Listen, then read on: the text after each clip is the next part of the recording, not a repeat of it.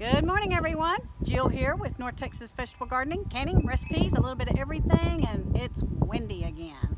That's why I went ahead and shot a video this morning to show you just how peaceful it was and give you just a quick glance of the garden without all the noise. But let's go check around and see what's going on this week. Woo-wee, my squash has really rebounded. I put some cow manure on it 2 weeks ago, and we got a couple of rains, and so that really helped propel the growth and recover from that frost. Let's go on down the line.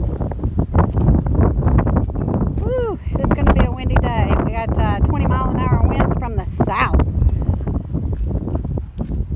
Looky here, squash and zucchini looks to be doing fantastic. You can see these are where I replanted after the freeze, and they're coming up fine, so at least I had some backups in there. This one got stunted, so I replanted all the way around the mound, you can see. And here are my cucumbers. So I replanted these too, but you can see a couple of the ones that got nipped are coming back. So I hope that they produce well and do good this season. I love pickling my cucumbers. And then I have my cantaloupe down here. These took a hit too, and I replanted some of these. So hopefully I'll have my French petite cantaloupes that I love so much. My bush beans seem to be rebounding pretty good. I did the same with them with some of the cow manure. And I just sprinkled it lightly. It wasn't heavy or anything. I just kind of broadcast spread it.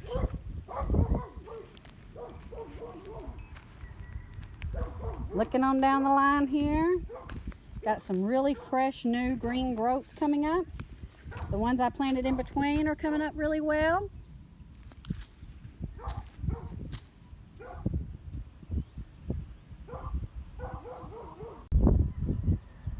Here's our peppers and a couple of tomato plants in the raised bed. I think I'm going to have my husband roll this up all the way to the top so a little bit more sun is given. I think they need more sun right now in the beginning, and I'll show you why I think that.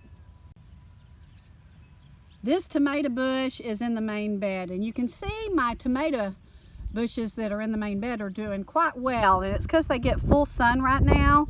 And it looks like my fertilization that I've been doing with the manure and the veggie fertilizer has been working quite well on these. So they're looking fantastic. We're going to open up those two raised beds and roll that shade cloth back a little bit, and we'll put it back over as the season gets hotter. Looky here, here's some of my tomatoes I planted by seed right here. And they are doing fantastic. I got to get a little cage for this one. On the north side of the garden, we heavily seeded marigolds. And you can see it goes right on down the full length of the garden. And the reason why we chose marigolds is because they are an insect repellent to your garden.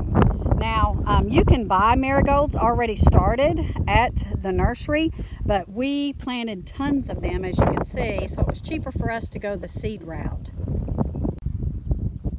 Our elderberry bushes are looking great. We are so excited about these. We have 10 plants out here, and we are looking forward to seeing how they do and getting a harvest from them so we can start making our own elderberry syrup. These are our babies. Say hi to them. You may recall Hank from the video we made when he showed up on our door Labor Day weekend 2019. He is doing great. He's quite the chunk. We call him Hank Tubbs right now. Him and Miss Bear love each other, and they're great watchdogs, and they watch over me while I'm out here working in my garden. Love these babies. Here are my favorite, my mortgage lifters. They're looking pretty good, but again, we're going to take the tops off of this screen. We're going to kind of want to take it off and roll it up so that they'll get a little bit more sun. Keeping these fertilized and keeping them clipped back so that disease don't take them on. But we are going into a very hot next 5 or 6 couple of days. They should look fantastic after that.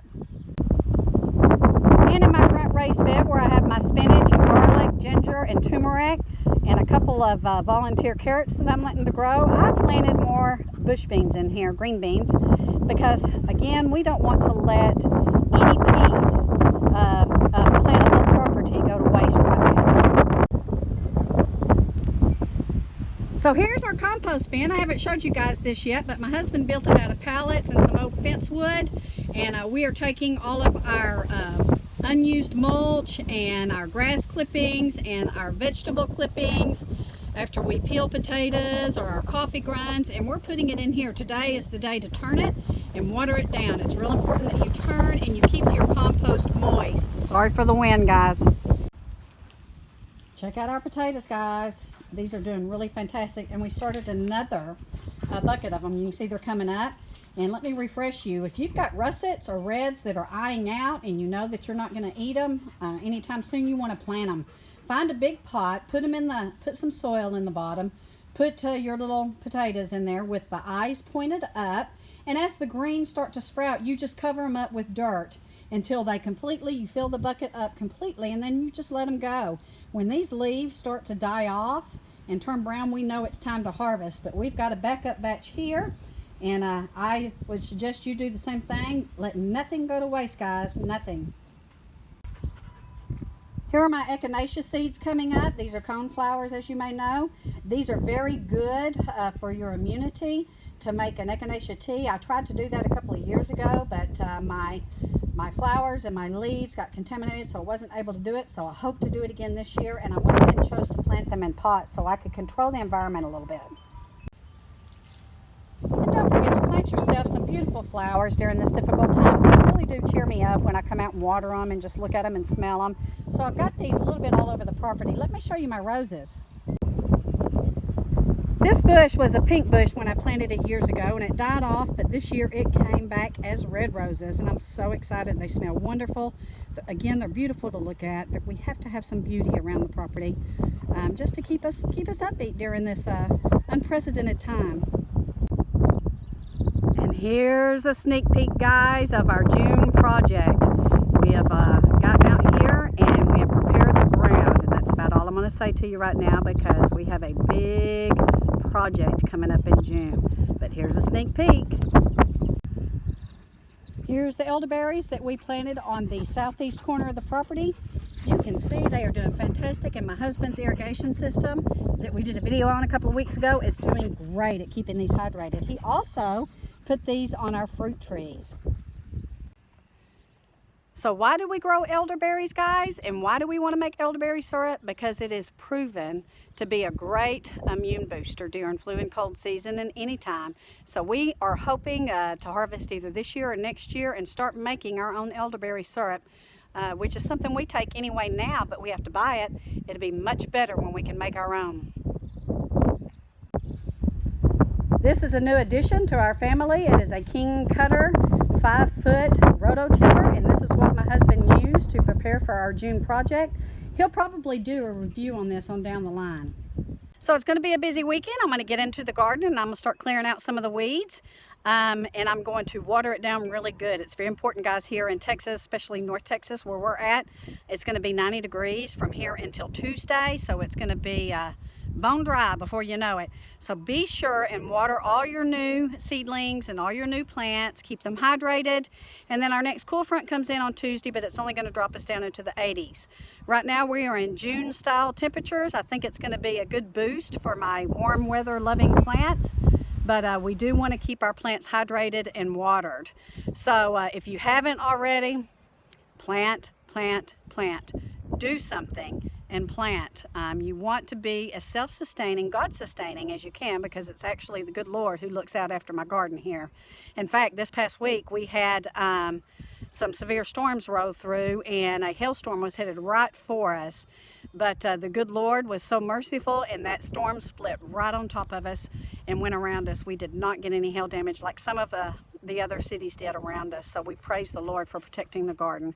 We did get about an inch of rain out of those storms, so we're thankful for that. But again, I'm going to have to get out there and water today, and I got to keep everything hydrated. We appreciate each and every one of you. I want to give a shout out to a couple of channels, and I'm going to put their links down in the comments of the video. You want to look for the Rustic Ranch Garden. A good friend of mine, Bertha, has a beautiful garden down there, and she is in far south Texas. You can see some of the things that she's able to grow down there in her soil and in her climate and environment down there. Be sure and go check out her channel and subscribe to her channel. And then we have another local farm that is called Real Farm, Real Fun, Sunset Tree Hill Farm. A great farm that we have not too far from us. We had put them on our channel a couple of years ago when we went out and visited the pumpkin patch. So go check out these channels, subscribe to them. They're both great channels where you can learn tons of stuff. Real Farm has a lot of livestock and a lot of chickens, and they can give you a lot of advice on that. So be sure and go check out their channel. We appreciate you guys. Have a wonderful weekend. We'll try to check back in with you on Sunday after we get a couple of heat days and after this wind dies down. Take care, God bless, and have a wonderful weekend.